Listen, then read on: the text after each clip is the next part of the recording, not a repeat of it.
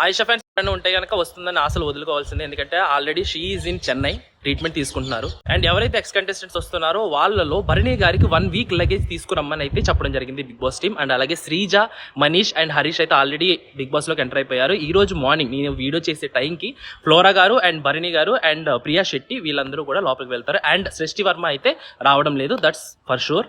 Nominations process Bigg Boss team ఎలా plan చేశారనేది అసలు బయటికి రానివ్వట్లేదు. బట్ ఎలా ప్లాన్ చేశారనేది మనం చూడాలి.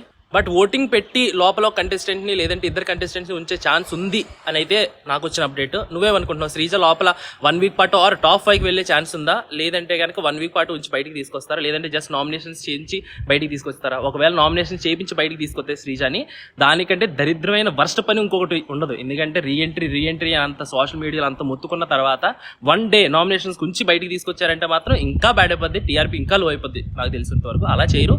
1 వీక్ ఉంచి కామనర్స్ అందరికీ ఓటింగ్స్ పెట్టి ఓటింగ్స్ ద్వారా ఎవరైనా సరే టాప్ లో ఉంటే కనుక వాళ్ళని సీజన్ మొత్తం వచ్చి మిగిలిన వాళ్ళు బయటికి తీసుకొచ్చే ఛాన్స్ ఉందని అయితే నాకు అనిపిస్తుంది. నీకేమనిపిస్తుంది?